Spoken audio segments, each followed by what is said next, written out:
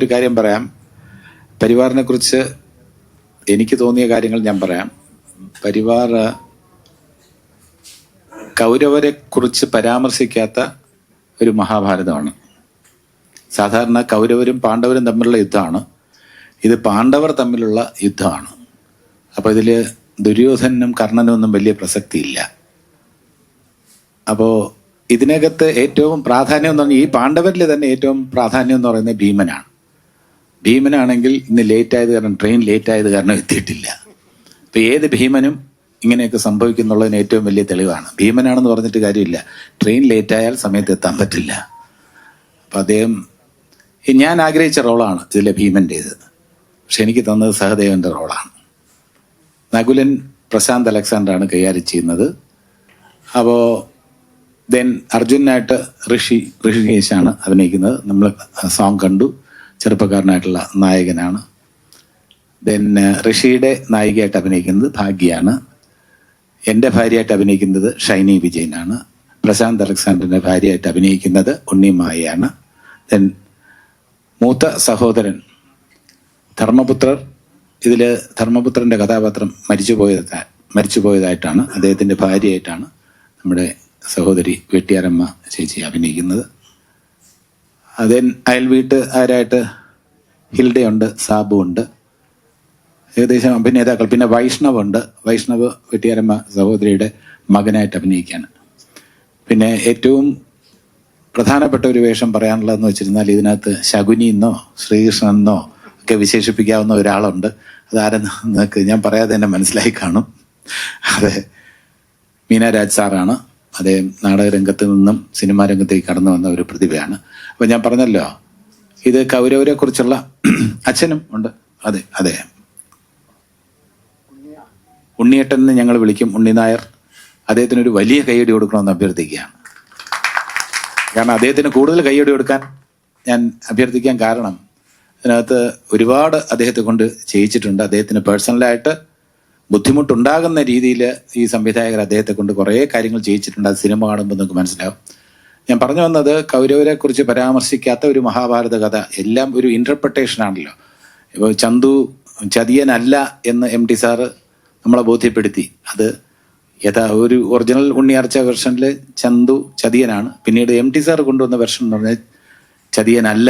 സാഹചര്യങ്ങൾ, ഏതൊക്കെ സാഹചര്യങ്ങളിലാണ് ചന്തു ചതിയനായി അറിയപ്പെട്ടതെന്നുള്ളതാണ് MT സാറിന്റെ വെർഷൻ. ഇവിടെ ഫഹദിന്റെയും ഉത്സവിന്റെയും വെർഷൻ എന്ന് പറയുന്നത്, ഇവിടെ നകുലനും സഹദേവനും ഒക്കെ അവർ തമ്മിൽ ഉണ്ടായിരുന്നോ, അല്ലെങ്കിൽ ഭീമൻ ഏത് സാഹചര്യത്തിലാണ് നകുലന്റെയും സഹദേവന്റെയും പോരാട്ടത്തിൽ മധ്യസ്ഥത വഹിച്ചത്, തുടങ്ങിയ ഒരുപാട് കാര്യങ്ങൾ, രസകരമായിട്ടുള്ള കാര്യങ്ങളുണ്ട്. അപ്പോൾ ഇത് സംവിധായകർ ഈ രീതിയിലാണ് ഇതിനെ നോക്കിക്കണ്ടിരിക്കുന്നത്. മഹാഭാരതത്തിനെ അവരുടേതായിട്ടുള്ള രീതിയിൽ അല്പം ഹാസ്യം, അല്പം നർമ്മം, മ്യൂസിക് എല്ലാം കൂടെ ചേർത്ത് ഒരു എന്റർടൈനറായിട്ട് നമ്മുടെ മുന്നിൽ എത്തിച്ചിരിക്കുകയാണ്. വലിയ അവകാശവാദങ്ങളൊന്നുമില്ല. ആദ്യമേ പറയാം, ഇത് നിങ്ങളെ കുടുകുടാ ചിരിപ്പിക്കും, പൊട്ടിച്ചിരിപ്പിക്കും, അങ്ങനെയൊന്നുമല്ല. ഇതിനകത്ത് നിങ്ങൾക്ക് താല്പര്യം ജനിപ്പിക്കുന്ന, നിങ്ങൾക്ക് താല്പര്യം ഉണ്ടാകുന്ന തരത്തിലുള്ള സംഭവ ബഹുലമായിട്ടുള്ള ഒരു ഇതിവൃത്തമാണിത്. അതിനകത്ത് ആസ്വദിക്കാൻ പറ്റുന്ന ഒരുപാട് കാര്യങ്ങളുണ്ടാകും. അത്രമാത്രമേ തൽക്കാലം നമുക്ക് പറയാൻ കഴിയുള്ളൂ. പടം കണ്ടിട്ട് ഇത് തീർച്ചയായിട്ടും ചർച്ച ചെയ്യപ്പെടും എന്നാണ് എൻ്റെ വ്യക്തിപരമായിട്ടുള്ള വിശ്വാസം. ഇതിൻ്റെ നന്മകളും ഇതിൻ്റെ തിന്മകളും ഒക്കെ തന്നെ ചർച്ച ചെയ്യപ്പെടും. ഇതിൻ്റെ കഥയിലെ വൈരുദ്ധ്യങ്ങൾ, കഥയിലെ ട്വിസ്റ്റുകൾ, ഇതൊക്കെ ചർച്ച ചെയ്യപ്പെടും. ഇത് എല്ലാവർക്കും ഗംഭീരമായിട്ട് ഇഷ്ടപ്പെടില്ലേ, അതൊക്കെ സിനിമ റിലീസായതിനു ശേഷമേ പറയാൻ പറ്റുള്ളൂ. നമ്മൾ നല്ല എഫേർട്സ് ഈ പടത്തിന് വേണ്ടി എടുത്തിട്ടുണ്ട്. ഫിസിക്കൽ സ്ട്രെയിൻ ഉൾപ്പെടെ എടുത്തിട്ടുണ്ട്. ഇതൊക്കെയാണ് പരിവാറിന്റെ വിശേഷം. ഇനി ചോദ്യങ്ങൾ ചോദിക്കാം. Thank you.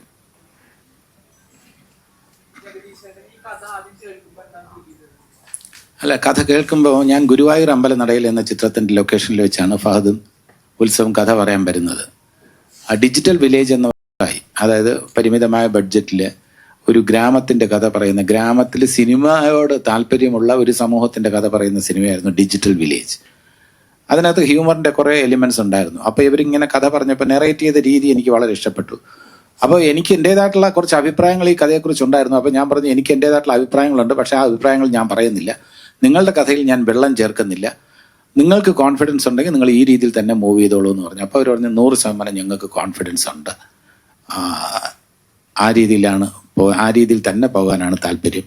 ഇതിനകത്ത് അവർക്ക് ആഗ്രഹമുള്ള ഒരു മ്യൂസിക്, സാധാരണ ഗതിയിൽ ഒരു കോമഡി ഫിലിമിന്റെ മ്യൂസിക് എന്ന് പറയുമ്പോൾ നമ്മൾ പ്രതീക്ഷിക്കുന്ന തരത്തിലുള്ള ഒരു മ്യൂസിക് അല്ല ശ്രീ ബിജിപാലിനെ കൊണ്ട് അവർ ചെയ്യിച്ചിട്ടുള്ളത്.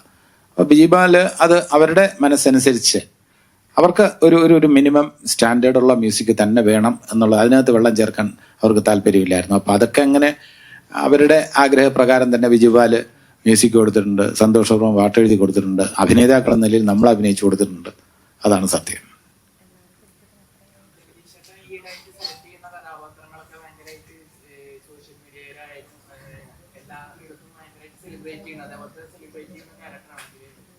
അല്ല, സെലിബ്രേറ്റ് ചെയ്യപ്പെടുന്നതൊക്കെ റിലീസിന് ശേഷമാണ്.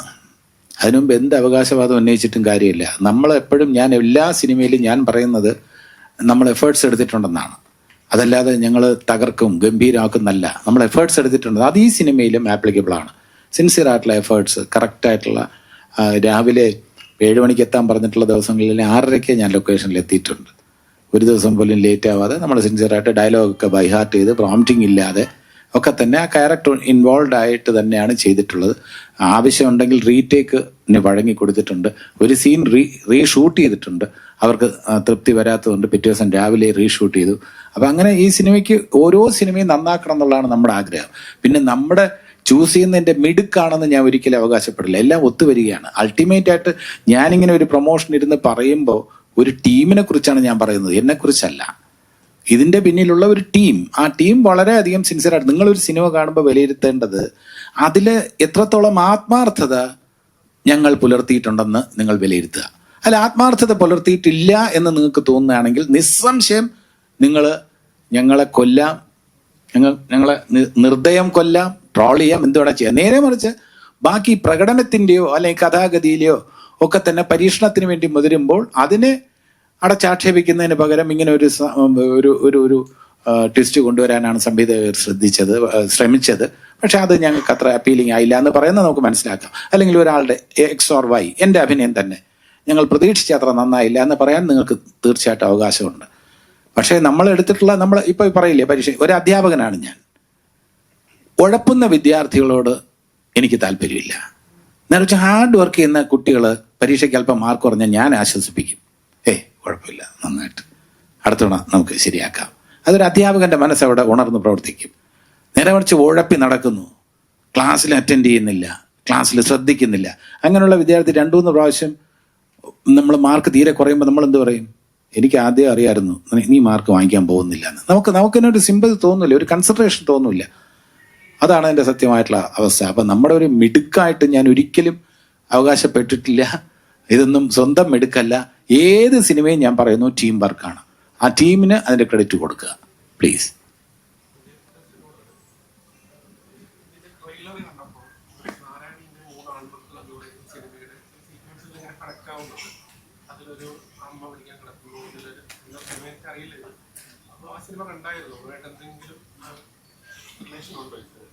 ഇല്ല, അതിന്റെ പ്ലോട്ട് വൈസ് ചിലപ്പോ നമ്മൾ ഒരുപാട് സിനിമകൾ അതേപോലത്തെ ഇതിന്റെ സ്ക്രീൻ പ്ലേ ആയാലും ബാക്കി ഡയലോഗ്സും പരിപാടികളൊക്കെ ആയാൽ തന്നെ വേറൊരു വേർഷൻ തന്നെയാണ് ഇത് നിങ്ങൾക്ക് നാരായണിയുടെ പടമായാലും ഈ പടം കാണുമ്പോൾ രണ്ടായിട്ട് തന്നെ ഇരിക്കും.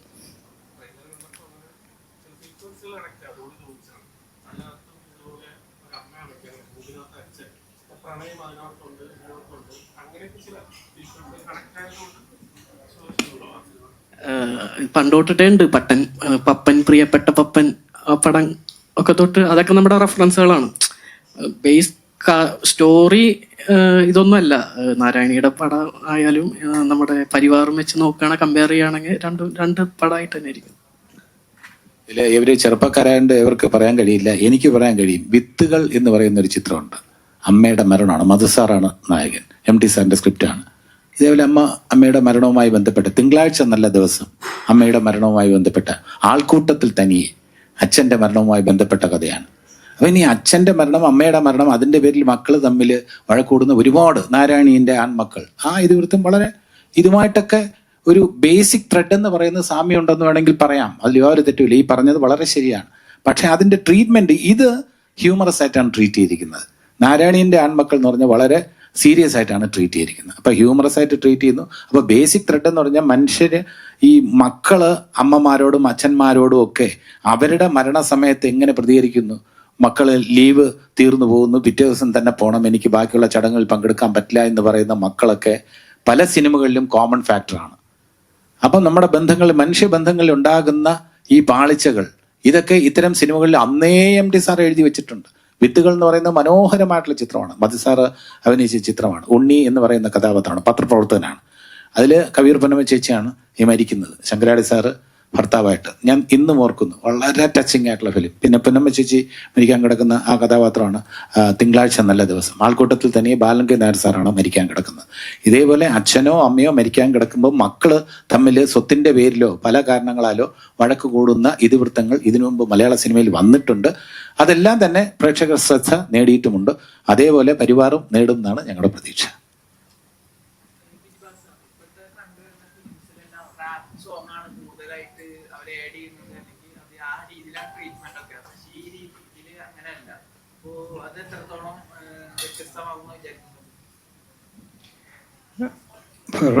ഹിപ്പ് ഹോപ്പ് സോങ്ങുകൾക്കുള്ള സ്പേസ് ഈ സിനിമയിലില്ല സത്യം പറഞ്ഞാൽ.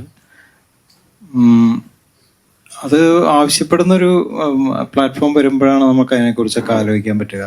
ഒരു സിനിമ എടുത്താൽ ഒരു ഹിപ്പ് ഹോപ്പെങ്കിലും വേണമെന്ന് നമുക്ക് വാശി പിടിക്കാൻ പറ്റില്ല. പക്ഷെ ഇപ്പം അങ്ങനെ പല സിനിമകളിലും, പ്രത്യേകിച്ച് ഈ കാലഘട്ടത്തിന്റെ സിനിമ പറയുമ്പോൾ അത് ചിലപ്പോൾ ഒരു പവർ ട്രാക്കെങ്കിലും ഹിപ്പ് ഹോപ്പൊക്കെ എഴുതാവുന്ന പരിപാടികൾ ആലോചിക്കാവുന്നതാണ് ഇപ്പോൾ. കാരണം എല്ലാവർക്കും ആക്സെപ്റ്റബിൾ ആയിട്ടുള്ള ഒരു ജോണറാണ്. പക്ഷെ ഈ സിനിമ എന്ന് പറയുന്നത് അങ്ങനെ ഒരു നെറേറ്റീവ് പാറ്റേൺ പോലും അല്ല ഈ സിനിമയുടെ. പരിവാർ എന്ന് പറയുന്ന സിനിമ അതിൻ്റെ ഒരു ഇവര് നെറേറ്റ് ചെയ്തിരിക്കുന്നത് വളരെ കണ്ടംപററി ആയിട്ടാണെങ്കിലും അത് ഒരുപക്ഷെ അതിൽ ജീവിക്കുന്ന കഥാപാത്രങ്ങളൊക്കെ മുതിർന്ന ആൾക്കാരാണ്. അവരുടെ അനുഭവങ്ങളും അവരുടെ പശ്ചാത്തലങ്ങളും അവരുടെ കുടുംബവും ഒക്കെയുള്ള ഇതിലാണ് അതില്. അപ്പൊ ഞങ്ങള് ഈ ഹിപ്പ് ഹോപ്പ് എന്നുള്ളതിനപ്പുറത്തേക്ക് ഞങ്ങള് സത്യം പറഞ്ഞാൽ ഇപ്പൊ ഇദ്ദേഹം ചോദിച്ച കഥാതന്തുവിനെ കുറിച്ച് ചോദിച്ചപ്പോ സന്തോഷം എഴുതിയ ഇതിനകത്ത് ഈ നമ്മള് ഓട്ടം തുള്ളൽ കവിതകൾ പലരും കുഞ്ചനമ്പ്യാരെ വായിച്ചിട്ടുണ്ടാവും. അത് ശരിക്ക് കോമഡിയാണല്ലോ, ആക്ഷേപഹാസ്യമാണ്, സെറ്റയറാണ്. അതായത് രാജാവിനെ പോലും കളിയാക്കുന്ന കവിതകളാണ് അദ്ദേഹത്തിന്റെ. അപ്പോൾ അത് ഈ ഓട്ടം തുള്ളലിന്റെ മട്ടിൽ നമ്മൾ ഇതിനകത്തൊരു പാട്ട് ചെയ്തിട്ടുണ്ട്. അപ്പോൾ അത് പക്ഷെ നമ്മളുടെ മ്യൂസിക് ബാക്കിങ്ങോ അതിന്റെ പ്രൊഡക്ഷനോ ഒക്കെ വളരെ കണ്ടംപററി ആണ്, പുതിയ തലമുറയ്ക്ക് ആസ്വദിക്കാവുന്ന ഒരു രീതിയിലാണ്. പക്ഷെ കവിത ഓട്ടം തുള്ളലിന്റെയാണ്.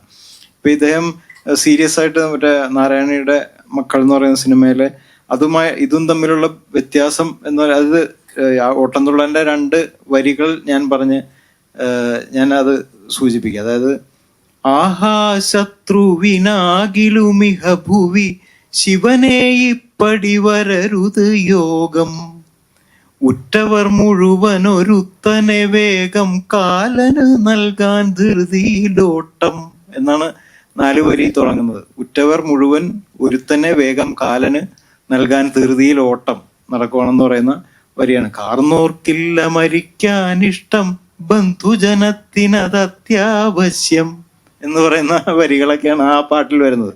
അപ്പൊ അത് വളരെ രസകരമായിട്ടുള്ള, ഇപ്പോ അത് കേട്ട് കഴിഞ്ഞാൽ ശരിക്കും കുഞ്ചാമ്പ്യാരാണ് എഴുതിയിട്ടുള്ളതെന്ന് നമുക്ക് തോന്നും. അത്രയും കൃത്യമായിട്ടുള്ള മീറ്ററിങ്ങിലാണ് സന്തോഷത എഴുതിയിട്ടുള്ളത്.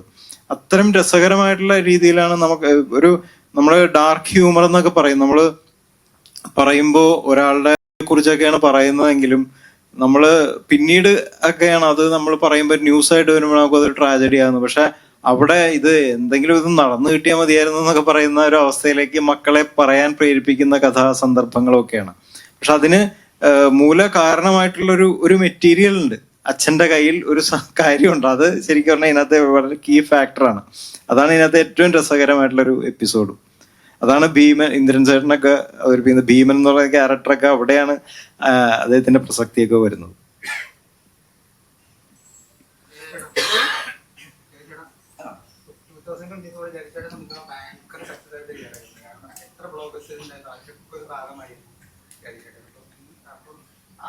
ഓരോ കഥാപാത്രവും വ്യത്യസ്തമായ കഥാപാത്രങ്ങളായിരുന്നു. ആ കഥാപാത്രം വെച്ച് നോക്കുമ്പോൾ ഈ പരിവാറിലെ കഥാപാത്രം എത്രത്തോളം ചലഞ്ചിങ് ആയിരുന്നു, അല്ലെങ്കിൽ ഒരു വ്യത്യസ്തമായിട്ട് എന്താ തോന്നുന്നു? തീർച്ചയായിട്ടും 2024 ഞാൻ ചെയ്തിട്ടുള്ള കഥാപാത്രങ്ങളിൽ നിന്നും വളരെ വ്യത്യാസമുള്ള ഒരു കഥാപാത്രം തന്നെയാണ് ഇതിലെ സഹദേവൻ. അത് യാതൊരു സംശയമില്ല. കാരണം 2024 എല്ലാം നല്ല ചിത്രങ്ങളായിരുന്നു, ഹിറ്റ് ചിത്രങ്ങളായിരുന്നു.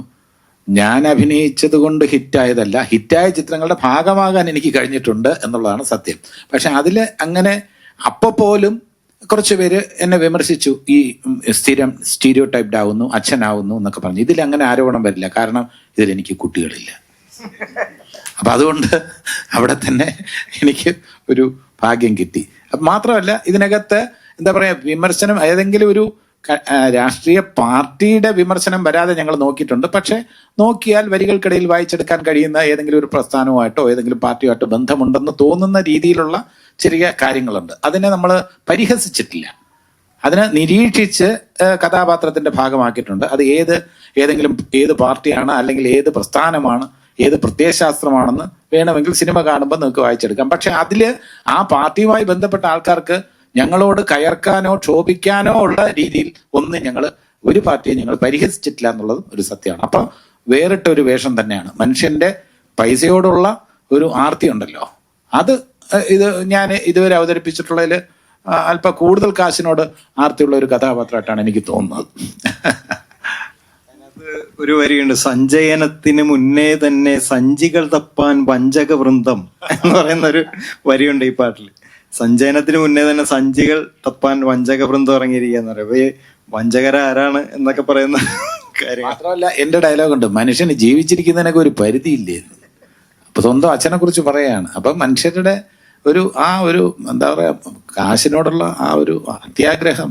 അപ്പൊ അച്ഛൻ മരിക്കാൻ കിടക്കുമ്പോഴും അച്ഛൻ പെട്ടെന്ന് മരിച്ചാൽ അത്രയും പെട്ടെന്ന് നമുക്ക് അച്ഛന്റെ സ്വത്ത് കിട്ടുന്ന ചിന്തിക്കുന്ന മക്കൾ ഈ നമ്മുടെ നാട് എങ്ങോട്ടാണ് പോകുന്നതെന്നുള്ള ചെറിയ അതൊരു ഉപദേശ രൂപേണ അല്ലെങ്കിൽ സന്ദേശ രൂപേണ ഒന്നും അല്ലെങ്കിലും ഇത് കണ്ടാൽ നമുക്ക് ചില കാര്യങ്ങൾ നമ്മുടെ മനസ്സിൽ പതിയും, ടച്ച് ചെയ്യും എന്നുള്ള കാര്യത്തിൽ സംശയമില്ല.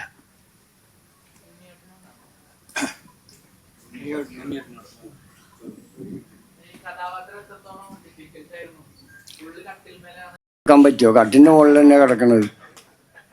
അതായത് ഞാൻ പറയട്ടെ, ഞാൻ ഇംഗ്ലീഷും ഇതൊന്നും എനിക്കറിയില്ല, ഞാൻ വിദ്യാഭ്യാസ സ്കൂളിലൊന്നും പോകാത്ത ആളാണ്. അപ്പോൾ പച്ച മലയാളത്തിൽ എന്തെങ്കിലും ഉണ്ടോ എന്ന് ചോദിച്ചോളൂ, ഞാൻ ഉത്തരം പറഞ്ഞുതരാം. കട്ടിന്റെ മുകളിൽ കിടക്കുക, ശ്വാസം വലിക്കുക, അവസാനം ചത്തുപോവുക, അതന്നെയാണുള്ളത്.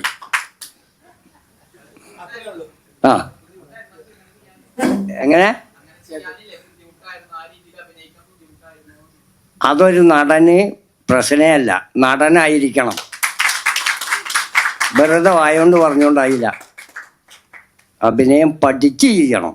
നടനെ കൊണ്ട് അതും ചെയ്യാൻ പറ്റും, അതിൻ്റെ അപ്പുറം ചെയ്യാൻ പറ്റും.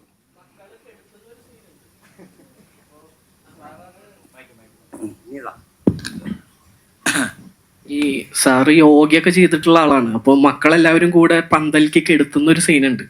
അപ്പോൾ ബോഡി മൊത്തം നമ്മൾ വിചാരിക്കുന്ന പുള്ളി നോർമലായിട്ട് ഇങ്ങനെ കിടക്കുന്ന പോലെ കിടക്കുന്ന വിചാരിച്ചു. പക്ഷെ പുള്ളി ഫുള്ള് ബോഡി സ്ട്രക്ചർ ചെയ്ത് ഒരു സ്റ്റിഫായി നിന്നിട്ടാണ് എല്ലാവരും കൂടെ കെടുത്തുന്നത്. അത് നിങ്ങൾക്ക് പടം കാണുമ്പോൾ മനസ്സിലാവും. പുള്ളി അത്ര എഫേർട്ട് ഇട്ടിട്ടുണ്ട് അപ്പുറത്തിന് വേണ്ടിയിട്ട്. വെട്ടിയാറിന്റെ മണ്ണിൽ നിന്ന് അങ്ങനെ സോഷ്യൽ മീഡിയ കീഴടക്കി ഇപ്പൊ മലയാള സിനിമാ ലോകത്തേക്ക് ഇങ്ങനെ വരികയാണ്. അപ്പോൾ എന്ത് തോന്നുന്നു ജഗദീഷേട്ടനോട്? ഇന്ദ്രൻസേട്ടൻ നല്ലൊരു താരനിരയോടൊപ്പമാണ് അഭിനയിക്കുന്നത്. അപ്പൊ സോഷ്യൽ മീഡിയ കീഴടക്കിയ ശേഷം സിനിമയിലേക്ക് എത്തിയിരിക്കുകയാണ്. എന്തൊക്കെയാണ് വിശേഷങ്ങൾ? നല്ല വിശേഷം. ഇവരുടെയൊക്കെ കൂടെ അഭിനയിക്കാൻ പറ്റിയത് വലിയൊരു ദൈവാധീനം. പിന്നെ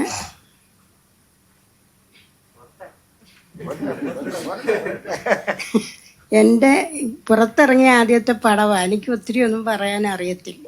നിങ്ങൾ ചോദിച്ചാൽ ഞാൻ പറയാം. ആ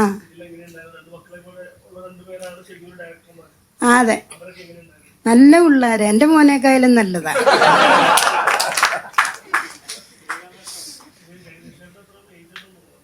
എന്തോ? എനിക്കോ? എനിക്കറിഞ്ഞൂടാ സാറിന് എത്ര വയസ്സുണ്ട്.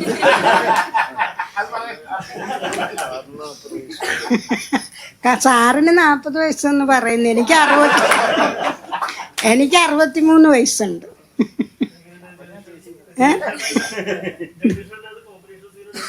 ഇല്ല, വേറെ എൻ്റെ അനിയനായിരുന്നു. ഉണ്ട്. ഓ ഇല്ല ഇല്ല, സാറിനെ വെട്ടാൻ ആർക്കും പറ്റത്തില്ല. എൻ്റെ അടുത്ത് ചോദിക്കുമായിരുന്നു, ശരിയാവുന്നുണ്ടോ സാറേ, കുഴപ്പമൊന്നും ഇല്ലല്ലോ. ഞാൻ പറഞ്ഞു നന്നായിട്ടുണ്ട്. അല്ല എന്തെങ്കിലും ഉണ്ടെങ്കിൽ പറയണേ എന്ന് പറഞ്ഞു.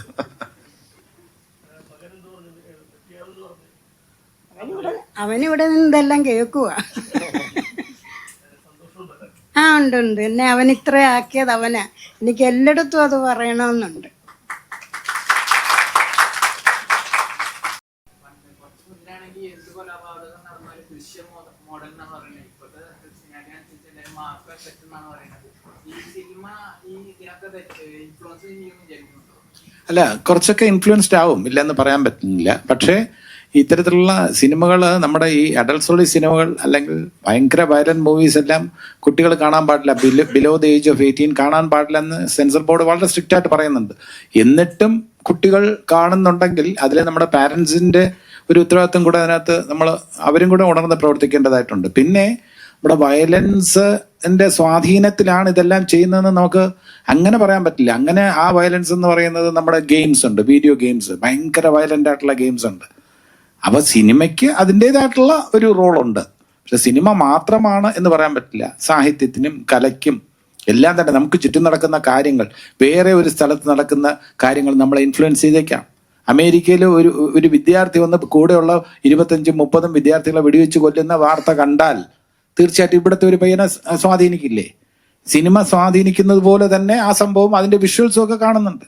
നമ്മൾ വിഷ്വൽസ് കാണുന്നത് തന്നെ നമ്മൾ അത് കണ്ട്, നമ്മളിപ്പോൾ കണ്ട എന്താ, പിന്നെ നാഷണൽ ജിയോഗ്രാഫിക്കിൽ നമ്മൾ കാണുന്നത് ഒരു സിംഹം ഇങ്ങനെ പോയി ഒരു മാനിനെ ഇങ്ങനെ പിടിക്കുന്നത് കണ്ടു കഴിഞ്ഞാൽ നമ്മുടെ മനസ്സിൽ ഒരു സങ്കടവും വിഷമവും അയ്യോ എന്ന് പറഞ്ഞാൽ നമ്മുടെ കണ്ണടച്ചു പോകുന്നു. ചിലരതല്ല, അത് കണ്ടിട്ട് അതാ പിടിക്കുന്ന നോക്കിയേ, മാനിനെ പിടിക്കുന്ന നോക്കിയേ എന്ന് പറയുന്ന ആവേശത്തോടെ നോക്കുന്ന ആൾക്കാരുണ്ട്.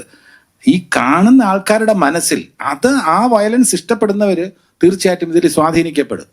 അപ്പൊ അതുകൊണ്ട് അത്തരം സിനിമകളെക്കാളും തീർച്ചയായിട്ടും കുറച്ചുകൂടെ ഒരു പീസ് ഒക്കെ ഉള്ള സിനിമയായിരിക്കും ജനത്തിന് കൂടുതൽ സ്വീകാര്യമാവുക. പക്ഷേ കാലം മാറുന്നതനുസരിച്ച് നമ്മുടെ OTT-യിലും ഒക്കെ വരുന്ന സിനിമകളൊക്കെ നമ്മളിപ്പോൾ വേണ്ടെന്ന് വെച്ചിരുന്നാൽ തന്നെയും OTT-യിൽ വരുന്ന അന്യഭാഷാ ചിത്രങ്ങൾ, കൊറിയൻ മൂവീസ്, അതിലെല്ലാം വയലൻസ് ഉണ്ടാവും. അത് കണ്ട് യഥാർത്ഥത്തിൽ അങ്ങനെ സ്വാധീനിക്കപ്പെടാൻ പാടില്ല. നമ്മൾ എന്തെങ്കിലും കണ്ടു കഴിഞ്ഞാൽ അതേ അവസരത്തിൽ തന്നെ നമ്മൾ നല്ല കാര്യങ്ങൾ എന്തെല്ലാം വരുന്നു. ലഗേരെ ഹോ മുന്നാഭായ് എന്ന് പറഞ്ഞ പടം ഗാന്ധിസം സ്വീകരിക്കാനാണ് ആവശ്യപ്പെട്ടത്. അതിൽ എത്ര പേര് സ്വീകരിക്കുന്നു? അപ്പൊ തിന്മ കണ്ടാൽ മാത്രം ഇൻഫ്ലുവൻസ്ഡ് ആകും, നന്മ കണ്ടാൽ ഒരിക്കലും പ്രേക്ഷകർ ഇൻഫ്ലുവൻസ്ഡ് ആകില്ല എന്ന് പറയാൻ പറ്റുമോ? പിന്നെ നടന്റെ കാര്യം, ഞാനല്ല ഈ വയലൻസിന് കൂട്ടു നിൽക്കുന്നത്, എന്റെ കഥാപാത്രമാണ്. ടോണി ഐസക് കൂട്ടു നിൽക്കുന്നു അക്രമത്തിന്റെ. അപ്പൊ ടോണി ഐസക്കിനെയാണോ പ്രേക്ഷകൻ ഇഷ്ടപ്പെടുന്നത്, അതോ ജഗദീഷിനെയാണോ? ജഗദീഷിനെയാണ് ഇഷ്ടപ്പെടണമെങ്കിൽ ജഗദീഷ് ഇതുവരെ വയലൻസിന് വേണ്ടി സംസാരിച്ചിട്ടില്ല. ഒരു സ്കൂളിൽ പോയാലും ഒരു കോളേജിൽ പോയാലും എല്ലാം തന്നെ സ്നേഹത്തിന്റെ സന്ദേശമാണ് ഞാൻ വിദ്യാർത്ഥികൾക്ക് കൊടുക്കാൻ ശ്രമിക്കുന്നത്. അപ്പൊ ജഗദീഷ് കൊടുക്കുന്ന സന്ദേശം തിരസ്കരിച്ചിട്ട് ടോണി ഐസക് കൊടുക്കുന്ന സന്ദേശം സ്വീകരിക്കുന്ന പ്രേക്ഷകർ, അത് തീർച്ചയായിട്ടും ഒരു തർക്ക വിഷയം തന്നെയാണ്. അപ്പൊ ഈ കുട്ടികളുടെ ഇടയ്ക്ക് ഇപ്പൊ ഇങ്ങനൊരു ഇൻഫ്ലുവൻസ് ആവാതെ, അതായത് സിനിമയായിട്ട് തന്നെ കാണാനായിട്ട് സ്കൂളുകളിലും അതുപോലെ തന്നെ പാഠ്യപദ്ധതികളിലും ചെറുകളിലും എല്ലാം ചേഞ്ചസ് വരുത്തണം എന്ന് ആഗ്രഹിക്കുന്നില്ല. തീർച്ചയായിട്ടും നല്ല കാര്യം തന്നെയാണ്. അതിനെതിരെ മുഖം തിരിക്കേണ്ട കാര്യമില്ല. നമ്മളിപ്പോ ഈ ലഹരിയൊക്കെ ഏറ്റവും കൂടുതൽ വിൽക്കപ്പെടുന്ന എവിടെയാണ്? സ്കൂളുകളുടെയും കോളേജുകളുടെയും അടുത്താണ് ഏറ്റവും കൂടുതൽ വിൽക്കുന്നത്. ചില കടകൾ, ചില കോഡ് ഭാഷകൾ, കൈ ഇങ്ങനെ മുറുകെ പിടിച്ചാൽ ഉണ്ടെന്നർത്ഥം എന്നൊക്കെ പറഞ്ഞിട്ടുള്ള കോഡ് ഭാഷകൾ വരെ ഉണ്ടെന്നാണ് പറയുന്നത്. പിന്നെ ഓപ്പണായിട്ട് തന്നെ, കാലം മാറിപ്പോയിരിക്കുന്നു, ഓപ്പണായിട്ട് തന്നെ എന്താ പറയുക, കോളേജ് വിദ്യാർത്ഥിനികൾ തങ്ങൾക്ക് ഇഷ്ടപ്പെട്ട ബ്രാൻഡിനെ കുറിച്ച് ഡിസ്കസ് ചെയ്യുന്ന വീഡിയോ ഞാൻ കണ്ടു. അപ്പോൾ കാലം അങ്ങനെയാണ് പൊയ്ക്കൊണ്ടിരിക്കുന്നത്. അത് ശരിയാണെന്നോ തെറ്റാണെന്നോ പറയാൻ പറ്റും, അത് അവരുടെ അവകാശമാണ്. പുരുഷന്മാർക്ക് മാത്രമേ അങ്ങനെ മദ്യപിക്കാവോ എന്നൊരു ചോദ്യമുണ്ട്.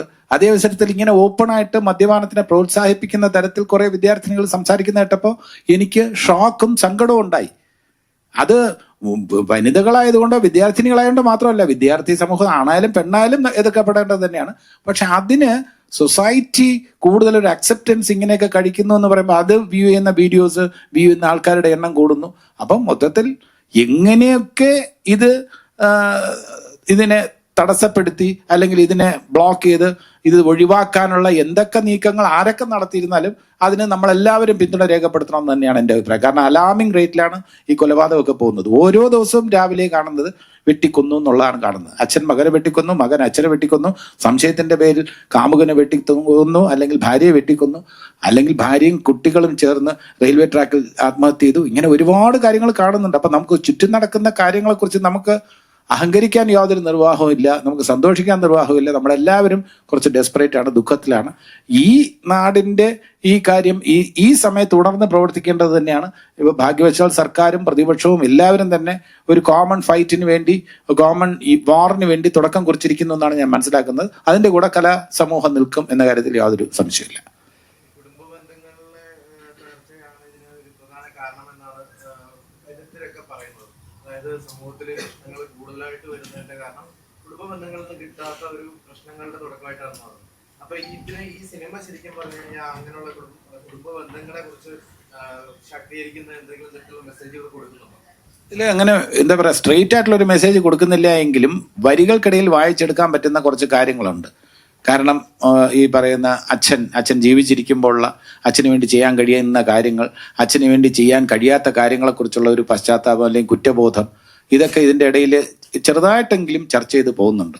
നമ്മളിപ്പോൾ ഒരു ജീവിച്ചിരിക്കുമ്പോൾ പലപ്പോഴും അച്ഛനമ്മമാർക്ക് വേണ്ടി ചെയ്യേണ്ട പല കാര്യങ്ങളും ചെയ്തിട്ടില്ല എന്ന കുറ്റബോധം പലരെയും ഹോണ്ട് ചെയ്യുന്നുണ്ട്. അതൊക്കെ ചില കലാസൃഷ്ടിയിലൂടെ, സാഹിത്യ സൃഷ്ടികളിലൂടെ അത് വായിക്കുമ്പോൾ നമ്മുടെ കണ്ണ് നിറയുന്നുണ്ടെങ്കിൽ നമ്മൾ അതിൻ്റെ കൂടെ ആ നമ്മുടെ അനുഭവങ്ങളുമായിട്ട് നമ്മൾ എത്രത്തോളം ചേർന്ന് നിൽക്കുന്നു എന്ന് നമ്മൾ നോക്കാറുണ്ട്. ഈ സിനിമയിലും അത്തരം ചില കാര്യങ്ങൾ ഹാസ്യരൂപേണ നമ്മൾ അവതരിപ്പിക്കുമ്പോൾ അത് നമ്മളെ തന്നെ കുറ്റപ്പെടുത്തുകയാണ്. നിങ്ങൾ നല്ല നമ്മളെല്ലാവരും കുറ്റക്കാരാണെന്നാണ് ഈ സിനിമ പറയുന്നത്. നമ്മളെല്ലാവരും നമ്മുടെ അച്ഛനമ്മമാരെ സ്നേഹിക്കണം, നമ്മുടെ അച്ഛനമ്മമാരുടെ സ്വത്തിന്റെ പിന്നാലെ ഇങ്ങനെ പോകരുത്. അവിടെ എന്ത് ലൈഫ് എന്ന് പറഞ്ഞാൽ അൾട്ടിമേറ്റ് ആയിട്ട് കുടുംബ ബന്ധങ്ങൾക്ക് വലിയ വാല്യൂ ഉണ്ടെന്നുള്ളത് ഈ ചിത്രത്തിൽ പറയാതെ പറഞ്ഞു പോകുന്നുണ്ട്. ശരിക്കും പറഞ്ഞിട്ടുണ്ടെങ്കിൽ അർജുനനാവാനായിരുന്നു ഇഷ്ടമെന്ന് പറഞ്ഞിട്ടുണ്ടായി. ഭീമൻ എന്തുകൊണ്ടാണ് ഇന്ദ്രൻ സൈഡിന് കൊടുത്തത് എന്തുകൊണ്ടാണ്? കാരണം ഏറ്റവും ശക്തനായിട്ടുള്ള കഥാപാത്രമാണ് ഭീമൻ, ആ ഫിഗർ കൊണ്ടായാലും എല്ലാം കൊണ്ട്. അപ്പൊ അതിനെന്തെങ്കിലും ഒരു പൊളിറ്റിക്സോ ആ രീതിയിൽ എന്തെങ്കിലും ഉണ്ടോ? ഞാൻ ആഗ്രഹിച്ചത് ഭീമൻ റോള് തന്നെയാണ്. അത് കഴിഞ്ഞാൽ പിന്നെ എൻ്റെ ക്യാരക്ടറിന്റെ പേര് അർജുനൻ എന്നാവുമെന്ന് ഞാൻ പ്രതീക്ഷിച്ചു. കാരണം ധർമ്മൻ മരിച്ചുപോയി, രണ്ടാമത് ഇന്ദ്രൻസ്, മൂന്നാമത് കഥ പറയുമ്പോൾ ഞാൻ വിചാരിച്ചു എൻ്റെ പേര് അർജുനനാവുന്നു. പക്ഷെ അർജുനൻ എന്നെക്കാളും സുന്ദരനായ ഒരു ചെറുപ്പക്കാരനാണ് കൊടുത്തത് ആ റോള്. നകുലനും സഹദേവനും എനിക്കും പ്രശാന്തനും തന്നു. പേര് മാത്രമേ ഉള്ളൂ. കഥാപാത്രങ്ങൾ എന്ന നിലയിൽ അഞ്ച് പേർക്കും ഇതിൽ ധർമ്മന് ഇമ്പോർട്ടൻസ് ധർമ്മന്റെ പത്നിക്ക് കൊടുത്തിട്ടുണ്ട്. ബാക്കി 4 പേർക്കും ഏകദേശം തുല്യ പ്രാധാന്യമാണ്. ഇനി കളിക്ക് അല്ലെങ്കിൽ തമാശയ്ക്ക് വേണ്ടി പറയാമെന്നുള്ളേ ഉള്ളൂ. എനിക്ക് ഈ പഞ്ചപാണ്ഡവരിലെ എല്ലാ കഥാപാത്രങ്ങൾക്കും തുല്യ പ്രാധാന്യമാണെന്ന് തോന്നിയിട്ടുണ്ട്. അതിൽ കൂടുതൽ നമ്മൾ എപ്പോഴും ചർച്ച ചെയ്യുന്ന, പല കാരണങ്ങളാൽ ചർച്ച ചെയ്യുന്നത് ധർമ്മപുത്രർ, ഭീമൻ, അർജുനൻ. നകുലനും സഹദേവനും ചർച്ച ചെയ്യപ്പെടുന്നില്ല, അധികം ചർച്ച ചെയ്യപ്പെടുന്നില്ല. അതെ അതെ അതെ.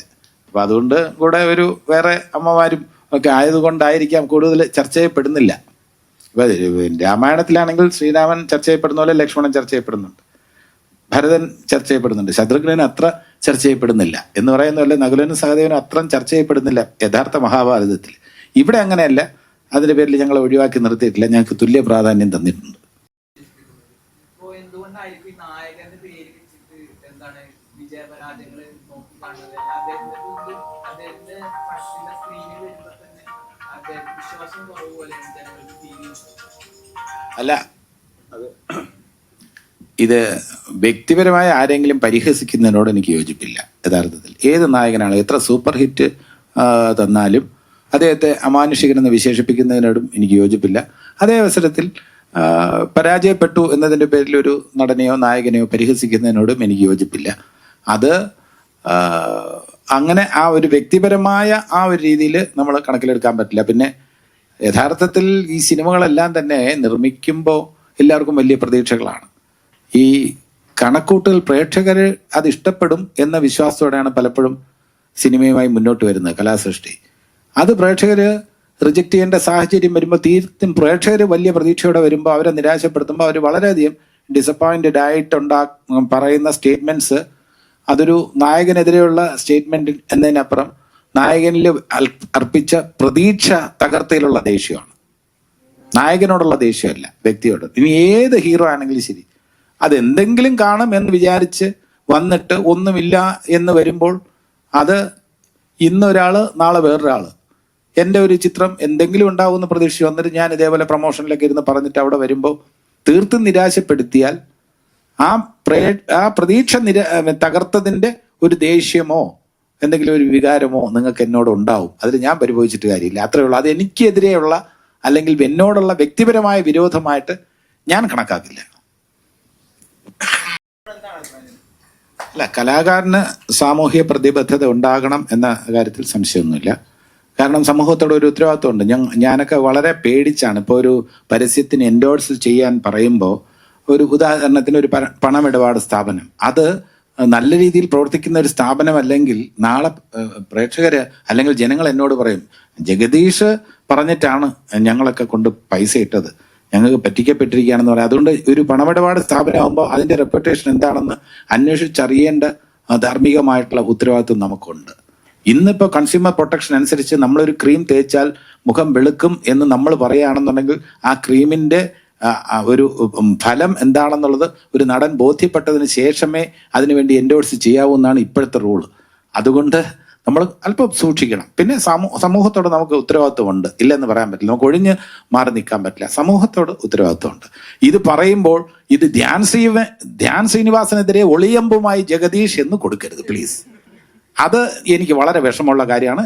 കാരണം എൻ്റെ ജീവിതത്തിൽ ഏറ്റവും എന്നെ സഹായിച്ചിട്ടുള്ള എനിക്ക് പാത വെട്ടി തുറന്നു തന്നിട്ടുള്ള ശ്രീനിവാസന്റെ മകൻ എന്ന നിലയിലും എൻ്റെ ഒരു അനിയൻ എന്ന നിലയിലും ധ്യാൻ എനിക്ക് വളരെ ഇഷ്ടമാണ്. എൻ്റെ സഹോദരൻ, എൻ്റെ അനിയൻ. അപ്പോൾ അത് ധ്യാൻ ശ്രീനിവാസനെതിരെയുള്ള ഒളിയുമ്പോ ഒന്നുമല്ല. ഞാൻ പറയുന്നത് ധ്യാൻ ശ്രീനിവാസനോട് വിയോജിപ്പുണ്ട് എന്ന് വേണമെങ്കിൽ രേഖപ്പെടുത്തിക്കോളൂ. കലാകാരന് സമൂഹത്തോട് പ്രതിബദ്ധത വേണം എന്ന് തന്നെയാണ് എൻ്റെ പക്ഷം എന്ന് കൊടുത്തോളൂ. പക്ഷെ അത് അദ്ദേഹത്തിനെതിരെ വ്യക്തിപരമായിട്ടുള്ള ഒരു പരാമർശമായിട്ട് നിങ്ങൾ കൊടുക്കരുത് പ്ലീസ്. അഭിപ്രായങ്ങളും തന്റേതായ നിലപാടുകൾ ശക്തമായി അറിയിച്ചിട്ടുള്ള ഒരാളാണ് ജ്യോതി. ഇപ്പോൾ വരുന്ന വാർത്തകൾ അനുസരിച്ച് ജൂൺ മാസം മുതൽ സിനിമാ മേഖല ഒന്നടങ്കം സമരത്തിലേക്ക് പോവുകയാണെന്നാണ് വാർത്തകൾ വരുന്നത്. അതുമായി ബന്ധപ്പെട്ടുള്ള ഒത്തുതീർപ്പ് ചർച്ചകളൊക്കെ നടക്കുന്നുണ്ടെന്നാണ് പറയുന്നത്. ഇപ്പം ജൂനിയർ ആർട്ടിസ്റ്റുകൾ ഉൾപ്പെടെയുള്ള ഒരുപാട് ആയിരക്കണക്കിന് തൊഴിലാളികളെ ബാധിക്കുന്ന ഒരു വിഷയമാണ്. ഈ വിഷയത്തിൽ ജഗദീഷ് ചേട്ടൻ്റെ ഒരു അഭിപ്രായം, ഒരു നടനെന്നുള്ള നിലയിലും അമ്മയുടെ ഒരു ഭാരവാഹി എന്നുള്ള നിലയിലും എനിക്ക് കിട്ടിയ അറിവനുസരിച്ച്, അത് എത്രത്തോളം ശരിയാണെന്ന് എനിക്കറിയില്ല, എനിക്ക് കിട്ടിയ അറിവനുസരിച്ച് ഈ സമരം ഉണ്ടാകാനുള്ള സാധ്യത കുറവാണ്. ഒന്ന്, നടീനടന്മാരും പ്രൊഡ്യൂസേഴ്സ് അസോസിയേഷൻ തമ്മിലുള്ള ആ തർക്കം, അതിന് വേണ്ട ചർച്ചകൾ, അനൗപചാരിക ചർച്ചകൾ നടക്കുന്നുണ്ട് ഇപ്പം. അതിൽ തന്നെ വിജയം കണ്ടെത്തും. പിന്നെ സർക്കാരും ഫിലിം ഇൻഡസ്ട്രിയും തമ്മിലുള്ള ഒരു സമരമാണ്. അതിൽ ഇലക്ട്രിസിറ്റി ടാരിഫ് ഉൾപ്പെടെയുള്ള കാര്യങ്ങളിൽ അത് സർക്കാരുമായിട്ട് നമ്മൾ ഒന്നിച്ച് നിൽക്കും. അതിൽ സർക്കാരിന് എത്രത്തോളം ചെയ്യാൻ കഴിയുന്നുള്ളത് അത് സർക്കാർ ആ അവസരത്തിൽ വ്യക്തമാക്കും. അപ്പോൾ അത് സർക്കാർ വ്യക്തമാക്കി കഴിഞ്ഞിരുന്നാൽ ആ സമരം ഒഴിവാക്കും. അല്ലാതെ സർക്കാരിനെതിരെ ഒരു സമരം ഇൻഡെഫിനിറ്റായിട്ട് കൊണ്ടുപോകാൻ പറ്റുന്ന ഒരു ഇൻഡസ്ട്രി അല്ല. സർക്കാരിനോട് നമ്മുടെ ആവശ്യങ്ങൾ പറയുക, അതിൽ എത്രത്തോളം ചെയ്യാൻ സർക്കാരിന് കഴിയും എന്നുള്ളതിന് അതിന് ഈ നടന്മാരെല്ലാം തന്നെ ഇൻഫ്ലുവൻസ് ചെയ്യാൻ കഴിയും സർക്കാരിന് ഒരു പരിധിവരെ. സർക്കാരുമായി നല്ല ബന്ധമുള്ള അല്ലെങ്കിൽ സർക്കാരിൽ ഭരണത്തിന്റെ തലപ്പത്തിരിക്കുന്ന മന്ത്രിമാരും മുഖ്യമന്ത്രിയുമായിട്ടൊക്കെ അടുപ്പമുള്ള നടീനടന്മാർ നമ്മുടെ കൂട്ടത്തിലുണ്ട്. അവർ വിചാരിച്ച് അവരും കൂടെ വന്ന്, നിർമ്മാതാക്കളും ഉണ്ട്, സംവിധായകരുണ്ട്, അവരെല്ലാം കൂടെ പറഞ്ഞ് ഇൻഡസ്ട്രിയുടെ ആവശ്യങ്ങൾ നേടിയെടുക്കാനുള്ള ശ്രമങ്ങൾ നടത്തുക. അതിൽ എത്രത്തോളം നേടിയെടുക്കാൻ കഴിയും എന്നുള്ളത്, കാരണം റവന്യൂ എന്ന് പറയുന്നത് ഈ ബിവറേജസ് കോർപ്പറേഷന്റെ റവന്യൂവും ഈ ലോക്കൽ സെൽഫ് ബോഡീസിന്റെ ഈ ടാക്സുമാണ് സർക്കാരിന്റെ ഏറ്റവും പ്രധാനപ്പെട്ട വരുമാനങ്ങളിൽ ഒന്ന്. അത് കുറയ്ക്കാൻ സർക്കാർ തയ്യാറാകുമോ എന്ന് ചോദിച്ചാൽ പ്രായോഗികമായി ബുദ്ധിമുട്ട് സർക്കാരിന്റെ ഭാഗത്തു നിന്നും ഉണ്ടാവും. സർക്കാർ അത് വിശേഷം പഞ്ചായത്ത് കോർപ്പറേഷൻ തെരഞ്ഞെടുപ്പ്, മുനിസിപ്പാലിറ്റി തെരഞ്ഞെടുപ്പ് നടക്കാൻ പോവുകയാണ്. ഈ സമയത്ത് നമ്മൾ ഒരു സമരം ചെയ്ത് ടാക്സ് കുറയ്ക്കണമെന്ന് ആവശ്യപ്പെട്ടാൽ പുതിയ ഭരണസമിതി വരാൻ പോകുന്ന ഈ അവസരത്തിൽ അത് എത്രത്തോളം സർക്കാരിനെ തൃപ്തിപ്പെടുത്താൻ കഴിയും അല്ലെങ്കിൽ സർക്കാരിന് കുറയ്ക്കാൻ കഴിയുമെന്ന കാര്യത്തിൽ എനിക്ക് സംശയമുണ്ട്. അപ്പോൾ ആലോചിച്ച് തീരുമാനമെടുക്കണം. സർക്കാരും തുറന്ന സമീപനമാണെന്ന് ശ്രീ സജി ചെറിയാൻ പറഞ്ഞിട്ടുണ്ട്. അപ്പൊ എന്തായാലും ചർച്ചകൾ നടക്കും, നല്ലതാണ്. ഈ സമരം ആഹ്വാനം ചെയ്യുമ്പോൾ സമരം ചെയ്യാൻ വേണ്ടിയല്ല, നമ്മുടെ ആവശ്യങ്ങൾ ആൾക്കാരുടെ ശ്രദ്ധയിൽപ്പെടുത്താൻ വേണ്ടിയാണ് ഈ സമര ആഹ്വാനം എന്ന് പറയുന്നത്. അപ്പോൾ സമരം ചെയ്യും എന്ന് പറഞ്ഞാൽ അന്ന് സമരം ചെയ്യുന്നുള്ളതല്ല, ഞങ്ങൾക്ക് കുറെ പ്രശ്നമുണ്ടെന്നുള്ളത് ഇൻഡസ്ട്രി അറിയിക്കുകയാണ്. ആരെ? സർക്കാരിനെയും ജനങ്ങളെയും ബാക്കിയുള്ള ഇൻഡസ്ട്രിയിലുള്ള ബാക്കിയുള്ള ആൾക്കാരെയൊക്കെ അറിയിക്കുകയാണ്. ആ അറിയിക്കുന്നതിൽ ഈ പ്രൊഡ്യൂസേഴ്സ് അസോസിയേഷൻ വിജയിച്ചിട്ടുണ്ട്. അതിനനുസരിച്ചുള്ള പരിഹാരം ഉണ്ടാവുമെന്ന് തന്നെയാണ് എൻ്റെ പ്രതീക്ഷ. സിനിമാ മേഖലയിൽ നിന്നുള്ള ഒരാൾ തന്നെ സിനിമാ മന്ത്രിയായിരുന്നെങ്കിൽ കുറച്ചും കൂടെ വിഷയം മന്ത്രിസഭയിലടക്കം അഡ്രസ് ചെയ്യപ്പെടുമെന്ന് തോന്നിയിട്ടുണ്ട്. അല്ല, അങ്ങനെ സിനിമാ മേഖലയിൽ ഒരാൾ മാത്രമല്ലേ ഉള്ളൂ ഇപ്പോൾ. അപ്പം അതുകൊണ്ട് അത് അങ്ങനെ വേണമെന്നില്ല. യഥാർത്ഥത്തിൽ അതിപ്പോൾ ഏതെങ്കിലും ഒരു രീതിയിൽ അത് എക്സ്പീരിയൻസ് ഉള്ള സിനിമ കൈകാര്യം ചെയ്യാൻ സിനിമയിൽ അഭിനയിച്ച് പരിചയം വേണമെന്നുള്ള അതിനോട് എനിക്ക് യോജിപ്പൊന്നുമില്ല. അല്ലാതെ തന്നെ ഈസിലി സോൾവ് ചെയ്യാൻ കഴിയും. സജി ചെറിയാൻ കോമ്പറ്റന്റ് ഇനഫ്, അദ്ദേഹത്തിന് ഇത് സോൾവ് ചെയ്യാനൊക്കെ താല്പര്യമുണ്ട്, അദ്ദേഹത്തിന് കഴിയും തന്നെയാണ് എൻ്റെ വിശ്വാസം. പക്ഷേ ഈ ടാക്സ് ഒക്കെ കുറയ്ക്കുന്നതിൻ്റെ കാര്യത്തിൽ അദ്ദേഹം മാത്രം വിചാരിച്ചാൽ പോരാ, അത് ബാലഗോപാൽ ഫിനാൻസ് മിനിസ്റ്റർ വിചാരിക്കണം, ചീഫ് മിനിസ്റ്റർ വിചാരിക്കണം. അവരെത്രത്തോളം വിചാരിക്കും, അവർക്ക് എത്രത്തോളം വിചാരിക്കാൻ കഴിയും എന്ന കാര്യത്തിൽ പ്രായോഗികമായിട്ട് നമ്മൾ ചിന്തിക്കണം.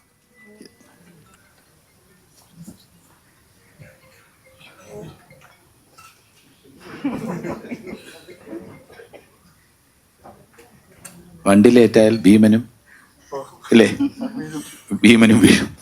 ഓക്കെ, ഭീമനുമായിട്ടുള്ള എക്സ്പീരിയൻസ് ഇപ്പോൾ ഇന്ദ്രൻസായിട്ട് ഇപ്പോൾ ലാസ്റ്റ് രേഖാചിത്രത്തിലാണ് വന്നത്. ഞങ്ങൾ ഒരുമിച്ച് കോമ്പിനേഷൻ ഒന്നുമില്ലായിരുന്നു.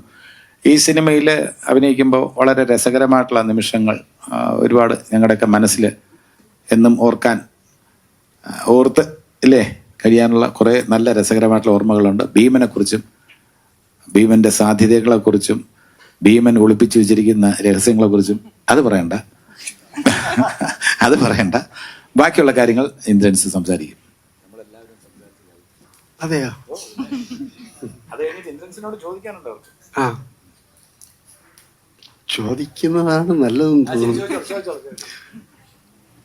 പറയാൻ പിന്നെ സിനിമ നല്ലതാണല്ലോ. ഓ,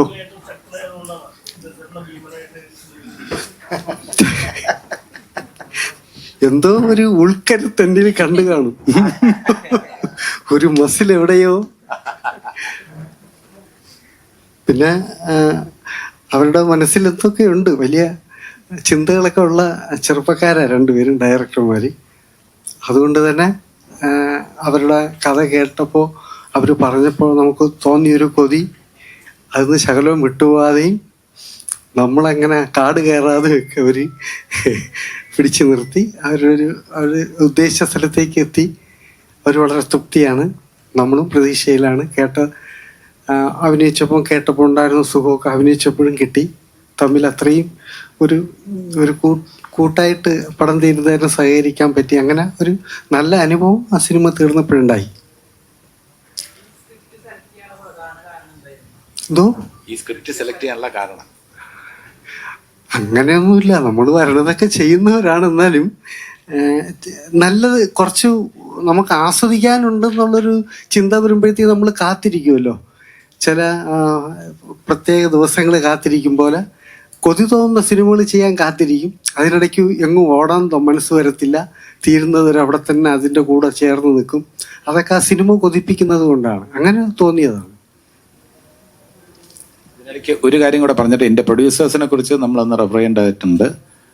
ആൻ സജീവുമാണ്. അവര് ഫ്രാഗ്രന്റ് മൂവീസ് ഇവിടെ പ്രതിനിധികൾ എത്തിയിട്ടുണ്ടോ? ആരെങ്കിലും? ഇല്ല, എത്തിയിട്ടില്ല. അവരങ്ങനെ പ്രത്യക്ഷപ്പെടാൻ ആഗ്രഹിക്കുന്നില്ല. അവരുടെ മാക്സിമം അവർ നമ്മളുമായിട്ടൊക്കെ സഹകരിച്ച് ഈ ഒരു നല്ല ചിത്രം അണിയിച്ചൊരുക്കാൻ വേണ്ടിയുള്ള എല്ലാ രീതിയിലുള്ള സഹകരണം ഫ്രാഗ്രന്റ് മൂവീസ് നടത്തിയിട്ടുണ്ട്. അവരോടുള്ള നന്ദി ഈ എൻറ്റയർ ടീമിന്റെ പേരിൽ ഞാൻ അറിയിക്കുകയാണ്. അടുത്ത ചോദ്യം തുടരാം.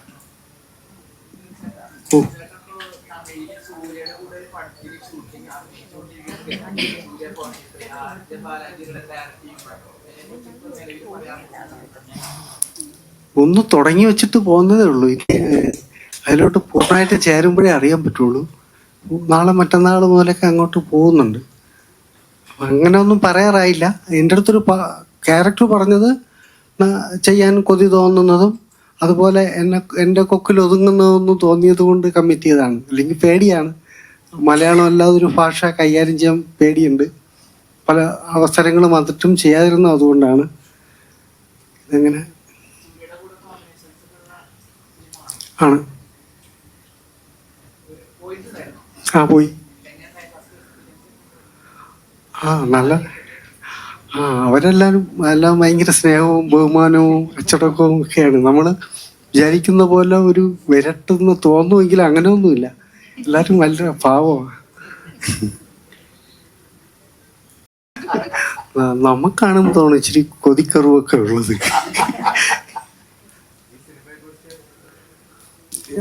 നമുക്ക് നമ്മൾ പ്രതീക്ഷിക്കുന്ന പോലൊരു വിജയമാവണമെന്ന് ആഗ്രഹിക്കുകയും പ്രാർത്ഥിക്കുകയും ചെയ്യുന്നു. കാരണം നമുക്കെല്ലാം അതാണല്ലോ, ഒരു സിനിമ ഒന്ന് ഓടിയെങ്കിലേ അടുത്തതിൻ്റെ ഒരു പ്രചോദനമുള്ളൂ. അതുകൊണ്ട് അങ്ങനെ ഒരു ആഗ്രഹവും കൊണ്ട് എല്ലായിടത്തും അഭ്യർത്ഥിക്കുന്നത് അതാണ്. നല്ല സിനിമകളൊക്കെ ഇപ്പം നന്നായി പോകുന്നുണ്ട്. അപ്പോൾ ആ ഒരു വിശ്വാസമുണ്ട് മനസ്സിൽ, നല്ലതാണേൽ അതെല്ലാവരും സ്വീകരിക്കുന്നൊരു വിശ്വാസം. അപ്പോൾ എല്ലാവരിലും എത്തിക്കാൻ വേണ്ടിയിട്ട് നിങ്ങളൊക്കെ കൂടെ ഉള്ളപ്പോൾ ഒരു വലിയ സന്തോഷം. അപ്പം രണ്ടുപേര് ജഗദീഷനായാലും ഇന്ദ്രൻസേട്ടനായാലും കോമഡി കഥാപാത്രങ്ങളിലൂടെ നമ്മളെ രസിപ്പിച്ചവർ പിന്നീട് ഞെട്ടിപ്പിക്കുന്ന തരത്തിലുള്ള ചേഞ്ചസിലൂടെ വന്നവരാണ്. അപ്പം ഈ സിനിമ ഇവരിലേക്ക് എത്തിയത് എങ്ങനെയാണ്? ഇവരെ മനസ്സിൽ കണ്ടുകൊണ്ടാണോ ഈ സിനിമ എഴുതിയത്, അതോ ഇവരിലേക്ക് എത്തുകയായിരുന്നു? ആക്ച്വലി ഞങ്ങൾ പ്രിയൻ സാറിൻ്റെ ഒക്കെ വലിയ ആരാധകരാണ്, ഞാൻ ഉത്സവം. അപ്പോൾ ഇങ്ങനത്തെ സിനിമയുടെ കഥ ആലോചിക്കുന്ന സമയത്ത് പഴയ കാലഘട്ടത്തെ ആക്ടേഴ്സിനെ വെച്ചിട്ടാണ് ഞങ്ങൾ ഇതിൻ്റെ റൈറ്റിങ്, അല്ലേ? അതെ. അതിലിപ്പോൾ പപ്പി സാറ്, ബാക്കി ഉത്സവം പറയും. എനിക്ക് ഈ പറയുന്ന പോലെ ഒരുപാട് സംസാരിക്കാൻ അറിയത്തില്ല.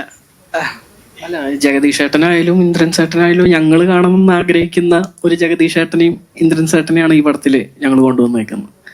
ആ ഒരു മീറ്റർ പിടിച്ചിട്ടാണ്. അപ്പോൾ ജഗദീഷ് ഏട്ടന് ചില സമയത്ത് ചോദിക്കാറുണ്ട് ഇതേപോലെ, ഇത് മതിയോ, ഇനി ഞാൻ തരാം എന്നൊക്കെ പറയാറുണ്ട്. പക്ഷെ ഞങ്ങൾക്ക് ഇപ്പം നമ്മൾ 90s തൊട്ട് നമ്മൾ TV-ലൊക്കെ ഇരുന്ന് കാണുന്ന ഒരു ജഗദീഷ് ഏട്ടനുണ്ട്, ഇന്ദ്രൻ ചേട്ടനുണ്ട്. അവരുടെ ആ ഒരു ഫ്ലേവർ പിടിച്ചിട്ടാണ് ഈ പടം ചെയ്തേക്കുന്നത്. ഈ സിനിമയുടെ കാര്യം പറഞ്ഞല്ലോ, നാരായണിയുടെ 3 മക്കളുടെ കാര്യം പറഞ്ഞ പോലെ നമ്മളൊരു കഥ പറയുന്നു എന്നുള്ളതിനപ്പുറം എങ്ങനെ ഒരു കഥ പറയാം എന്നുള്ളതാണ് നമ്മൾ ആലോചിക്കുന്നത്. അപ്പോൾ അതുകൊണ്ട് തന്നെ നമ്മൾ കണ്ടു മറന്ന 90കളിലെ സിനിമകളുണ്ട്. അതിൻ്റെ ഒരു അനുഭവം ഈ കാലഘട്ടത്തിൽ കൊണ്ടുവരാൻ പറ്റിയാൽ വളരെ നല്ലതാണ്. ഞങ്ങൾ അങ്ങനത്തെ ഒരു ജഗദീഷ് ചേട്ടനെയും അങ്ങനത്തെ ഒരു ഇന്ദ്രൻ ചേട്ടനെയൊക്കെ കണ്ടിട്ട് ഒരുപാട് കാലമായി. അത് നമ്മൾ ഇന്റൻഷ്യലി ഈ പടത്തിൽ ചെയ്യാൻ ശ്രമിച്ചിട്ടുണ്ട്. അത് നിങ്ങൾക്ക് ഈ പടത്തിൽ കാണാൻ പറ്റുമെന്ന് ഞങ്ങൾ വിശ്വസിക്കുന്നു. ഒരാൾ മിസ്സുണ്ട്, ആക്ച്വലി ഈ പടത്തിൽ ഒരാൾ മിസ്സുണ്ട്, ജയതി ശ്രീകുമാർ സാർ. സാർ ഉണ്ടായിരുന്നെങ്കിൽ എന്തായാലും സാർ ഈ പടത്തിൽ ഉണ്ടാവുമായിരുന്നു.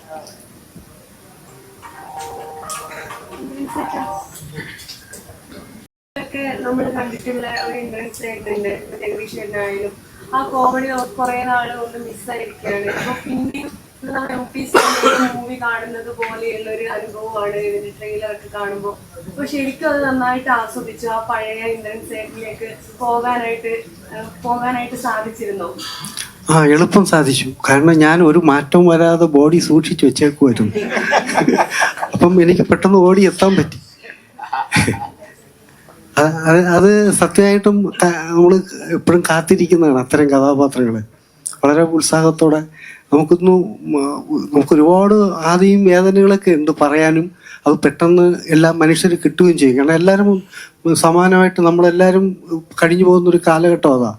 പക്ഷെ അതുപോലെയല്ല, ചിരിപ്പിക്കാനോ നമ്മൾ ആ മൂഡ് മറന്ന് ആ ഒരു വേദിയിലേക്ക് കൊണ്ടുവരാൻ ചില ഭയങ്കര പാടാണ് ഇപ്പോഴത്തെ ആൾക്കാർക്ക് എനിക്ക് അങ്ങനെ തോന്നുന്നു. കുട്ടികൾ പ്രധാനമായിട്ടും അവരെ ചിരിപ്പിച്ചെടുക്കുക വലിയ പാടാണ്. അപ്പോൾ കുറെ നമ്മൾ ഇത്തിരി മുതിർന്നവർക്ക് പണ്ട് മനസ്സിലൊക്കെ ഇങ്ങനെ ഒരു സിനിമ ഉണ്ടായിരുന്നു എന്നുള്ളൊരു ഉള്ളതുകൊണ്ട് ഇച്ചിരി എളുപ്പമായിരിക്കുന്നേ ഉള്ളൂ. അല്ലെങ്കിൽ വലിയ ബുദ്ധിമുട്ടാണ്. ആദ്യമൊക്കെ ജഗദീഷ് ചേട്ടനായാലും സ്പോർട്ട് കോമഡികളൊക്കെ ചെയ്യാറുണ്ട്. അപ്പോൾ ഈ പരിവാറിൽ അങ്ങനെ സ്പോർട്ട് കോമഡികൾ ഡയറക്ടേഴ്സ് പറയാതെ തന്നെ അങ്ങനെ സ്വതസിദ്ധമായിട്ടുള്ള ശൈലിയിലൊക്കെ ചെയ്തിട്ടുണ്ടാവും. അപൂർവം സിറ്റുവേഷൻസിൽ മാത്രം ഇതിനകത്ത് ഒരു സംഭവം, ഒരു മാനറിസം പോലെ ഒരു സംഭവം ഞങ്ങൾ ആലോചിച്ചിട്ട് ഈ മനസ്സിലായില്ലേ എന്ന് ചോദിക്കുന്ന ഒരു ശൈലിയുണ്ട്. അത് ഞങ്ങൾ ഇംപ്രവൈസ് ചെയ്തതാണ് സംവിധായകരുമായിട്ട് ഇരുന്നിട്ട്. അത് സംവിധായകർ പറഞ്ഞു ആ കഥാപാത്രത്തിനത് എന്ത് പറയുമ്പോഴും മനസ്സിലായില്ലേ എന്ന് ചോദിക്കുന്ന ഒരു രീതി അത് കൊണ്ടുവന്നിട്ടുണ്ട്. അങ്ങനെയുള്ള ഇംപ്രവൈസേഷൻ അല്ലാതെ ബാക്കിയെല്ലാം മിക്കവാറും സ്ക്രിപ്റ്റിൽ തന്നെ അവർ എഴുതി വെച്ചിട്ടുണ്ടായിരുന്നു. അപ്പം അത് അവതരിപ്പിക്കുക എന്നുള്ളത് മാത്രമല്ല, ആ സ്ക്രിപ്റ്റ് ഡീവിയേറ്റ് ചെയ്യുന്നതിൽ വ്യക്തിപരമായി താല്പര്യമില്ലാത്ത 2 സംവിധായകരാണ് അവർ. കഴിയുന്നതും അത് തന്നെ വള്ളി വ്യത്യാസമില്ലാതെ പറഞ്ഞാൽ നന്നായിരിക്കും എന്ന് പറയുമ്പോൾ അത് നമുക്കൊരു വെല്ലുവിളിയാണ്. അപ്പോൾ നമ്മൾ ഒരിക്കലും അത് മാറണമെന്ന് നമുക്കും താല്പര്യമില്ല. അതേപടി തന്നെ പറയാൻ നമ്മൾ ശ്രമിച്ചിട്ടുണ്ട്.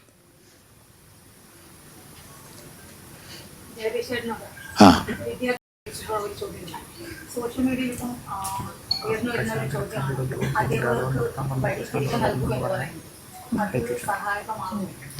അല്ല, ഈ അധ്യാപകർക്ക് വടി കൊടുത്താൽ വീണ്ടും ഇഷ്യൂസ് ഉണ്ടാവും. കാരണം വെച്ചാൽ വടിയെടുത്ത് അടിക്കേണ്ട കാര്യമില്ല എന്ന് പറയുന്ന രക്ഷകർത്താക്കളുണ്ട്, ഒരു മൈനോറിറ്റി ആണെങ്കിൽ പോലും. ഞാൻ ഒരു രക്ഷകർത്താവ് എന്ന നിലയിൽ എൻ്റെ വിദ്യാർത്ഥിയെ, എൻ്റെ മകളെ അടിക്കുന്നതിനോട് എനിക്ക് വിയോജിപ്പില്ല. ഒരു ചൂരലെടുത്ത് രണ്ട് അടി കൊടുക്കുന്നതിനോട് ഞാൻ ഒന്നുകൂടെ പറയാതെ, ഒരു രക്ഷകർത്താവ് എന്ന നിലയിൽ എൻ്റെ മകളെ ഒരു അധ്യാപകൻ അടിക്കുകയാണെന്നുണ്ടെങ്കിൽ അതിനോട് എനിക്ക് വിയോജിപ്പില്ല. പക്ഷേ അത് മാത്രമാണ് വഴി എന്ന് പറയാൻ പാടില്ല. ഇപ്പൊ ചൂരലുമായിട്ട് വരുന്ന അധ്യാപകൻ ആ വടിയുടെ സ്ഥാനം നഷ്ടപ്പെട്ടിരിക്കുകയാണ്, അതിൻ്റെ ആവശ്യമില്ല എന്ന് വാദിക്കുന്നവരുണ്ട്. എന്നാൽ പഴയതുപോലെ ആ വടി വേണമെന്ന് വാദിക്കുന്നവരുമുണ്ട്. ഇതൊക്കെ ഒരു അന്തരീക്ഷം അനുസരിച്ച്, ആ സ്കൂളിന്റെ അറ്റ്മോസ്ഫിയർ അനുസരിച്ച്, ആ സ്കൂള് പിന്തുടർന്ന് വരുന്ന വഴികൾ അനുസരിച്ച് ചെയ്യാം എന്നുള്ളത് കവിഞ്ഞ് വടി 100% ഉപേക്ഷിക്കണം, അല്ലെങ്കിൽ വടി തിരിച്ചു കൊണ്ടുവരണം എന്നൊക്കെ പറയുമ്പോൾ ഈ വടി കാരണം അല്പം ഒന്ന് സ്ട്രോങ് ആയിട്ട് അടിച്ചു കഴിഞ്ഞാൽ, മുറിവുണ്ടായി കഴിഞ്ഞാൽ അതും പ്രശ്നമാണ്. അപ്പൊ അതുകൊണ്ട് അടിയാണോ, വടിയാണോ, വഴക്കാണോ, ശാസനയാണോ, അതോ ബുദ്ധിപൂർവം നല്ല രീതിയിലൊക്കെ പറഞ്ഞ് മനസ്സിലാക്കലാണോ എന്നൊക്കെ ഉള്ള ഒരു കാര്യം അതാത് അധ്യാപകന്റെ രീതി അനുസരിച്ചിരിക്കും. ഇതിനൊക്കെ ഒരു പൊതു നിയമം കൊണ്ടുവരാൻ പറ്റില്ല എന്നാണ് എൻ്റെ പക്ഷം.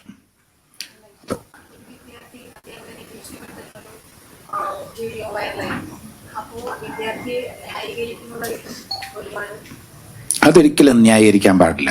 അധ്യാപകർ തന്നെയാണ്. ഇനി ഒരു അധ്യാപകൻ എന്ന നിലയിൽ ഞാൻ പറയാം, എൻ്റെ ഒരു സന്തോഷം എന്ന് പറയുന്ന ഒരു വിദ്യാർത്ഥി നന്നായി വരുമ്പോഴാണ്.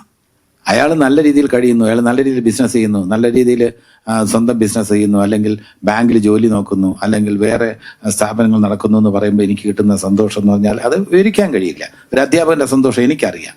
അപ്പൊ ആ സന്തോഷത്തിനേക്കാളും വലുതൊന്നുമല്ല. അപ്പൊ അധ്യാപകന് നമ്മൾ എന്തെങ്കിലും പേന വാങ്ങിക്കൊടുക്കുക, ഷർട്ട് വാങ്ങിക്കൊടുക്കുക, അതിലൊന്നുമല്ല. അധ്യാപകന്റെ ഏറ്റവും വലിയ സന്തോഷം എന്ന് പറഞ്ഞാൽ വിദ്യാർത്ഥികൾ നന്നാവുക എന്നുള്ളതാണ്. അത് വർഷങ്ങൾക്ക് ശേഷം വിദ്യാർത്ഥികൾക്ക് മനസ്സിലാവും. ഇപ്പോ അധ്യാപകൻ കയർക്കുമ്പോൾ ശാസിക്കുമ്പോൾ ഒക്കെ ദേഷ്യം തോന്നുമെങ്കിൽ പോലും പിന്നീട് നമ്മൾ ജീവിതത്തിൽ നല്ല രീതിയിൽ ഉയർന്നു വരുമ്പോൾ നമുക്ക് ഏറ്റവും കൂടുതൽ കടപ്പാടെന്ന് പറയുന്നത് നമ്മുടെ രക്ഷകർത്താക്കളോടുള്ളത് പോലെ തന്നെ അധ്യാപകരോട് നമുക്ക് കടപ്പാട് തോന്നും. അപ്പൊ അധ്യാപകന്റെ എന്ന് പറഞ്ഞിരുന്നാൽ ഏത് അധ്യാപകനായിരുന്നാലും ബഹുഭൂരിപക്ഷ അധ്യാപകരുടെയും നിസ്വാർത്ഥമായിട്ടുള്ള സേവനമാണ്. ശമ്പളം കിട്ടുന്നുണ്ട്, സമ്മതിച്ചു. ബാക്കി അവരുടെ കുട്ടികൾ നന്നായി വരണം, നല്ല ജോലി കിട്ടണമെന്നതിനപ്പുറം നല്ല പൗരന്മാരായി വരുമ്പോൾ ഏറ്റവും കൂടുതൽ സന്തോഷിക്കുന്നത് അധ്യാപക സമൂഹം തന്നെയായിരിക്കും. അതിൽ യാതൊരു സംശയമില്ല.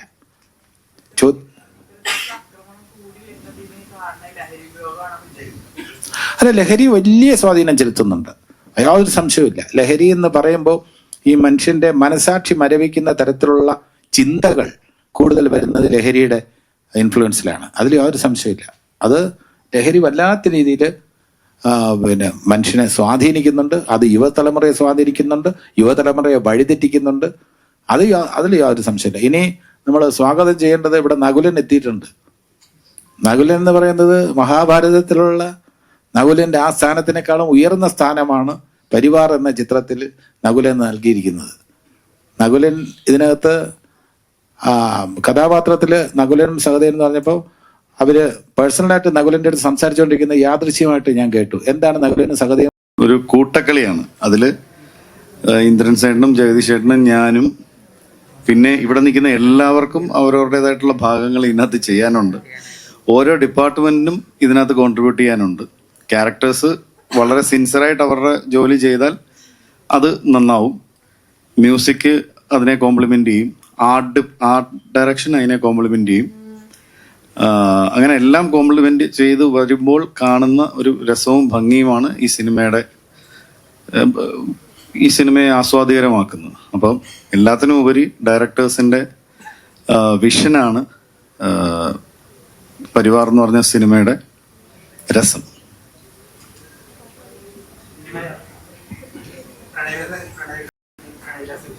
ചെറിയൊരു ക്യാരക്ടറാണ് ട്രെയിലർ കാണുമ്പോൾ ജഗദീഷായിട്ടും അത്ര പ്രാധാന്യമുള്ളൊരു കഥാപാത്രം എല്ലാവരും ചെയ്യുന്നു. ആ ഒരു എക്സ്പീരിയൻസ് എങ്ങനെയാണ്? തിങ്കളാഴ്ച നിശ്ചയത്തിൽ പ്രാധാന്യമുള്ളൊരു കഥാപാത്രം തന്നെയായിരുന്നു. പ്രണയവിലാസത്തിൽ ഫസ്റ്റ് ഹാഫിൽ മാത്രം. എനിക്ക് അഭിനയത്തോട് ഭയങ്കര ഇഷ്ടം, ഭയങ്കര പാഷനായിട്ട് അഭിനയത്തെ കാണുന്ന ഒരാളാണ്. ഒരു പ്രൊഫഷൻ എന്നതിൽ ഉപരി എനിക്ക് നല്ലൊരു ആക്ട്രസ് എന്നുള്ള രീതിയിൽ അറിയപ്പെടുന്നതാണ് ആഗ്രഹം. ഇപ്പോൾ പ്രണയവിലാസം കഴിഞ്ഞിട്ട് 2 വർഷം ഗ്യാപ്പ് വന്നതും അതാണ്. വരുന്ന സിനിമകളൊക്കെ ചെയ്തിട്ട് ഫീൽഡ് ഔട്ട് ആവുന്നതിനേക്കാൾ നല്ല സിനിമ ചെയ്തിട്ട് ഫീൽഡ് ഔട്ട് ആവാം എന്ന് വിചാരിച്ചിട്ടാണ്. കാരണം സിനിമയിൽ നിലനിൽപ്പ് അത് നമുക്കൊന്നും പ്രഡിക്റ്റ് ചെയ്യാൻ പറ്റില്ലല്ലോ. അപ്പോൾ ആ ഒരു 2 വർഷം നല്ലൊരു സ്ക്രിപ്റ്റിന് വേണ്ടിയിട്ടുള്ളൊരു കാത്തിരിപ്പായിരുന്നു. അപ്പോൾ ഇതിൽ നിഷ എന്നുള്ള കഥാപാത്രമാണ്, നകുലൻ്റെ ഭാര്യയാണ്. നല്ല കഥാപാത്രമാണ്, നല്ല ഒരു പെർഫോം ചെയ്യാൻ സ്പേസ് ഉള്ളൊരു കഥാപാത്രമാണ്. അപ്പോൾ അത് എന്നെ ഏൽപ്പിച്ചതിന് ഫഹദിനോടും ഉത്സവിനോടും വലിയ കടപ്പാടുണ്ട്. ഒരു 3-4 ചോദ്യം കൂടെ കഴിഞ്ഞാൽ നമുക്ക് നിർത്താം. അർജുനൻ എന്നാണ് എൻ്റെ കഥാപാത്രത്തിൻ്റെ പേര്. അച്ഛനോട് ഏറ്റവും കൂടുതൽ സ്നേഹമുള്ള ആൾ ഞാനാണ് കഥയിൽ. പിന്നെ എനിക്ക് ഇപ്പോൾ ഇവിടെ ഒരു മില്യൺ താങ്ക്സ് പറയാനുള്ള എൻ്റെ ഡയറക്ടേഴ്സിൻ്റെ അടുത്താണ്, ഉത്സവൻ്റെ അടുത്തും ഫഹദിൻ്റെ അടുത്തും. അവരാണ് എന്നെ സിനിമയിലേക്ക് കൊണ്ടുവന്നവരാണ് ഡിജിറ്റൽ വില്ലേജിലൂടെ. പിന്നെ പരിവാർ തുടങ്ങുമ്പോഴും നല്ലൊരു കഥാപാത്രം എന്നെ വിശ്വസിച്ച് ഏൽപ്പിച്ചു. പിന്നെ ആദ്യമായിട്ടാണ് ഞാൻ ഇത്രയും സീനിയേഴ്സ് ആയിട്ടുള്ള ആൾക്കാരുടെ കൂടെ വർക്ക് ചെയ്യുന്നത്. അതിൻ്റെ ഒരു എക്സൈറ്റ്മെൻറ്റ്, സന്തോഷം എനിക്കുണ്ടായിരുന്നു. അപ്പോൾ എന്തായാലും പിന്നെ ഞാനും വെയിറ്റിംഗ് ആണ്, കൂടുതലൊന്നും പറയാനില്ല. ഇപ്പോൾ നല്ല എക്സ്പീരിയൻസ് ആയിരുന്നു ഷൂട്ടിംഗ് ഡേയ്സ് ഒക്കെ. എൻ്റെ സിനിമയിലെ തന്നെ ആദ്യത്തെ ഷോട്ട് എൻ്റെ ഇന്ദ്രൻ സാറിൻ്റെ ആയിരുന്നു. അതും ഞാൻ ചെറിഷ് ചെയ്യുന്നൊരു മൊമെൻ്റാണ്. പിന്നെ സുന്ദരിയായിട്ടുള്ളൊരു നായികയാണ് എൻ്റെ, അതും വേറൊരു സന്തോഷം. അപ്പോൾ എന്തുകൊണ്ടും ആരെയും നിരാശപ്പെടുത്തില്ല സിനിമ, അത് ഉറപ്പാണ്. മാർച്ച് 7 റിലീസാണ്. ഈഗർലി വെയിറ്റിംഗ് ആണ് ഞാൻ. ഞങ്ങൾക്കെല്ലാം സുന്ദരിമാരായ നായികമാരെ കിട്ടിയത്. അതെ, എല്ലാവർക്കും സുന്ദരിയായിട്ടില്ല. അല്ല, എനിക്ക് നമസ്കാരം. എൻ്റെ ക്യാരക്ടറിൻ്റെ പേര് മിനിമോൾ എന്നാണ്. സോ ഇവരുടെ ഫാമിലി, ഞാൻ നെയ്ബറാണ്. ഇവരെ എല്ലാവരെയും അച്ഛനെ നോക്കാൻ വേണ്ടി ഞാൻ ഇവരുടെ വീട്ടിലേക്ക് പോകുന്നതാണ്. സോ അതാണ് ക്യാരക്ടർ. പിന്നെ ഇല്ല, സോ മാർച്ച് 7 റിലീസ്. എല്ലാവരും പോയി കാണണം. Thank you. എല്ലാവർക്കും നമസ്കാരം. എൻ്റെ പേര് ഷൈനി വിജയൻ. എനിക്ക് ആദ്യമായിട്ട് നന്ദി പറയാനുള്ളത് എൻ്റെ പ്രിയപ്പെട്ട ഡയറക്ടേഴ്സ് ഉത്സവ്, രാജീവ്, ഫഹദ്, നന്ദു. അവർ ഇത്രയും വലിയൊരു കഥാപാത്രം എന്നെ ഏൽപ്പിച്ചതിന് എത്ര നന്ദി പറഞ്ഞാലും മതിയാവില്ല. പിന്നെ എനിക്ക് കഥാപാത്രം എത്രത്തോളം ചെയ്യാൻ പറ്റി എന്നുള്ളത് എനിക്കറിയില്ല. പക്ഷെ അത്രയും ഒരു സമാധാനത്തോടെ എനിക്ക് ചെയ്യാൻ ഒരു ധൈര്യം തന്നത്, ഞാൻ ഖസാക്കിൻ്റെ ഇതിഹാസം എന്നുള്ളൊരു നാടകം ചെയ്യുന്ന ഒരാളാണ്. അപ്പോൾ ആ നാടകത്തിൽ നിന്ന് ദീപൻ ശിവരാമൻ, ആ ഡയറക്ടറോടാണ് എനിക്ക് വേറൊരു തരത്തിൽ നന്ദി പറയാനുള്ളത്. പിന്നെ എൻ്റെ വീട് ചെറുവത്തൂര്, കാസർഗോഡ് ജില്ലയിലാണ്. പാരമ്പര്യമായിട്ട് നമ്മൾക്ക് അങ്ങനെ അഭിനയിക്കാൻ വലിയ പാരമ്പര്യം എന്ന് പറയാൻ കുറേ ആൾക്കാരൊന്നുമില്ല. പിന്നെ എൻ്റെ അച്ഛൻ എന്ന് പറഞ്ഞാലൊരു നാടക നടനായിരുന്നു. അവിടുന്ന് ആയിരിക്കും എനിക്ക് ചിലപ്പോൾ ഈ ഒരു ചെറിയൊരു കഴിവ് കിട്ടിയതെന്ന് തോന്നുന്നു. പിന്നെ എൻ്റെ ഏറ്റവും വലിയൊരു സന്തോഷം എന്ന് പറഞ്ഞാൽ ജഗദീഷ് സാറിൻ്റെ ഭാര്യയായിട്ട് അഭിനയിക്കാൻ പറ്റി, ഇത്രയും ത്രൂ ഔട്ടുള്ളൊരു വലിയ ക്യാരക്ടർ. പിന്നെ ഇന്ദ്രൻ ചേട്ടനെ കുറിച്ച് പറയുകയാണെങ്കിൽ, ആദ്യമായിട്ട് ഞാൻ അഭിനയിക്കുന്നത് ഷാജിയൻ കരുൺ സാറിൻ്റെ ഓള് എന്ന ചിത്രത്തിലാണ്. അപ്പോൾ ഇന്ദ്രൻ ചേട്ടാ ഒരു തോണിയിൽ നമ്മൾ വന്നത് ഓർക്കുന്നുണ്ടോന്നറിയില്ല. അന്ന് തോണിക്കാരൻ ഇന്ദ്രൻ ചേട്ടനായിരുന്നു. അപ്പോൾ അന്നേരം മുതൽ എനിക്ക് ഇന്ദ്രൻ ചേട്ടനെ ഇഷ്ടമായിരുന്നു. പിന്നെ അതുകൊണ്ട് ഇന്ദ്രൻ ചേട്ടൻ്റെ കൂടെയുള്ള കോമ്പിനേഷൻ വരുമ്പോൾ എനിക്ക് പേടിയുണ്ടായിട്ടില്ല. പിന്നെ ജഗദീഷ് സാറിൻ്റെ കൂടെ വരുമ്പോൾ കോമ്പിനേഷൻ അടുത്തടുത്ത് സാറിൻ്റെ കണ്ണ് കാണുമ്പോൾ എനിക്ക് ആദ്യമൊക്കെ പേടിയുണ്ടായിരുന്നു. പിന്നെ അതുപോലെ പ്രശാന്ത് ഭായ്, നാടകാചാര്യൻ നമ്മുടെ മെയിൻരാജ് സർ, അല്ല വിജുപാൽ സർ, ഇവരുടെയൊക്കെ കൂടെ ഇങ്ങനെ ഇരുന്ന് സംസാരിക്കാൻ പറ്റുക എന്ന് വെച്ചാൽ, ഉണ്ണിമായ പിന്നെ എൻ്റെ നാട്ടുകാരിയാണ്. ഞാനൊന്നും പറഞ്ഞുകൊണ്ടിരിക്കുന്നുണ്ട്. നമ്മളെല്ലാവരും കാസർഗോഡ് ജില്ലക്കാരാണ്. ഉണ്ണി. പിന്നെ ഇതിൻ്റെ ക്യാരക്ടറിനെ കുറിച്ച് പറയുകയാണെങ്കിൽ, എല്ലാ ഭർത്താക്കന്മാരും ആഗ്രഹിക്കുന്ന ഒരു ഭാര്യയാണ് ഞാൻ. ഗീത, സഹദേവന്റെ ഗീത. ഒരു അധിക വിദ്യാഭ്യാസമൊന്നുമില്ല, പൊട്ടത്തരത്തിന് കൈയും കാലും വെക്കുക എന്ന് പറയലുണ്ട്. അതുപോലെ കുറെ പൊട്ടത്തരം ഉണ്ടാവും. Ultra modern kitchen devices. ഒരു കിച്ചണിൽ വേണ്ട എല്ലാ ലേറ്റസ്റ്റ് ബ്രാൻഡുകളും ഇവിടെയുണ്ട്. ലോകോത്തര ബ്രാൻഡുകൾ, original products, wide range. MyG future. WhatsApp വഴി ഇംഗ്ലീഷ് പഠിക്കാൻ ഇംഗ്ലീഷ് കഫേ ഉള്ളപ്പോൾ ഇംഗ്ലീഷ് ഒരു വിഷയമേ അല്ല. English cafe, we present you the perfect English. WhatsApp now 9633 888 575.